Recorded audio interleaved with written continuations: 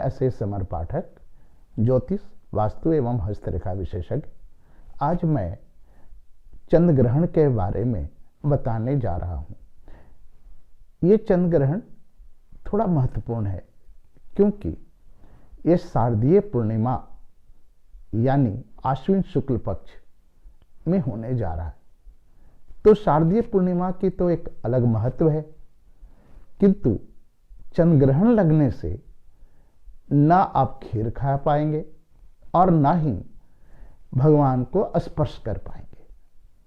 हाँ, ये जरूर है कि आप किसी प्रकार की अगर सिद्धि करना चाहते हैं, कोई तांत्रिक विधि से या ध्यान से, तो वो प्राप्त कर सकते हैं।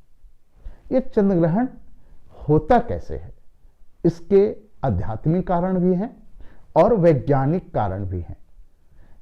इनको दोनों को हम लोग समझने का प्रयास करते हैं।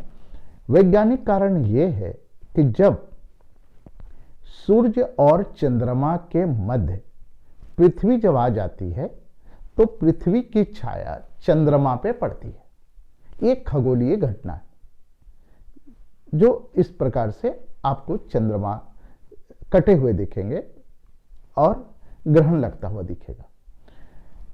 इसके अध्यात्म की तरफ हम जाएं तो अध्यात्म ये कहता है कि राहु चंद्रमा को ग्रस लेते हैं। सूर्य ग्रहण और चंद्र ग्रहण, ये दोनों के जिम्मेदारी अध्यात्म में राहु ग्रह के प्रभाव से होता है। क्यों होता है कि राहु अगर वैज्ञानिक दृष्टि से देखें तो एक पिंड है, वो स्थिर पिंड है। जैसे कोई ग्रह आगे की तरफ बढ़ेंगे तो वो वक्री चलेगा, वो वक्री दिखेंगे, इसलिए राहु और केतु वक्री ही रहते हैं। तो यहां अगर हम देखें कि वैज्ञानिक दृष्टि से एक पिंड देख रहे हैं, लेकिन आध्यात्मिक दृष्टि से राहु को समझते हैं कि राहु कैसे ग्रसते हैं। तो इसके पीछे कुछ कहानी है, लेकिन उससे पहले मैं ये बता दूं कि ये चंद्र ग्रहण कब होने जा रहा है और उसका समय क्या होगा। चंद्र ग्रहण 1:05 से आरंभ होगा रात्रि में, 28 की रात और 29 की सुबह।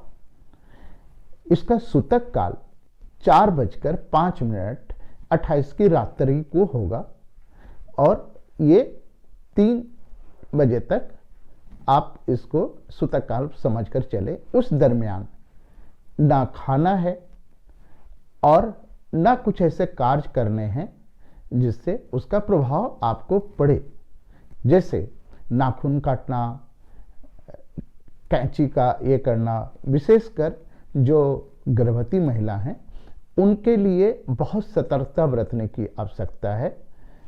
वो अगर उनको लगे कुछ पीने की जरूरत है तब तो फल का रस पी सकते हैं, लिक्विड फॉर्म में जो भी लेना है घोल से वो ले सकते हैं, लेकिन फल या कोई भी फ्रूट सीधा नहीं लेने हैं उसे, या अन्न नहीं उस समय लेने हैं। क्यों? उसका प्रभाव पड़ेगा। और कैंची या चाकू इनका इस्तेमाल नहीं करना है और ना ही उस समय सोना है।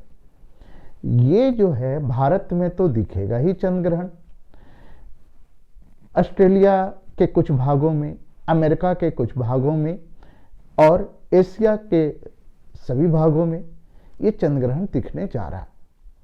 और इनका जो समय है वो 11 साढ़े 11 से आप ले ले तो 11:32 से लेकर ये 2-2:30 बजे तक, यानी 2:30 2:25 तक सभी जगह में वो फिर खत्म होंगे।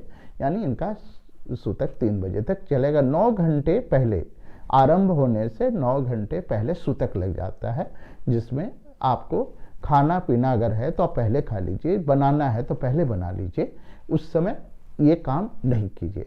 अब मैं चलता हूं इसके अध्यात्म क्षेत्र पे, किसका अध्यात्म क्या है। तो मैंने कहा कि राहु के वजह से ये चंद्र ग्रहण का असर होता है। तो क्यों राहु की वजह से होता है? एक कहानी आती है कि जब अमृत कलश लेकर धन्वंतरी निकले थे तो राक्षसगण उसे चाहते थे कि हम प्राप्त कर लें और मृत्यु से बच जाए। वो उनकी दृष्टि अमृत कलश पर ही ज्यादा था, तो वो उस पर लगे, लेकिन उसमें अमृत मंथन में तो देव भी शामिल थे और असुरगण भी शामिल थे, तो ये तो बराबरी की बात थी। तो ऐसे में कुछ राक्षस ने वो अमृत कलश लेकर भाग गए। विष्णु भगवान ने एक खूबसूरत स्त्री मोहिनी का रूप लिया और उस राक्षस से अमृत कलश ले लिए और बोले कि मैं इसे बराबर बराबर भागों में बांट दूंगी। तो सारे लोग पंक्ति बैठ गए, देव अपनी पंक्ति में बैठ गए, राक्षसगण वो अपने पंक्ति में बैठ गए। जब अमृत बांटने लगे देवों के तरफ से, तो राहु सूर्य और चंद्र के मध्य बैठ गए थे।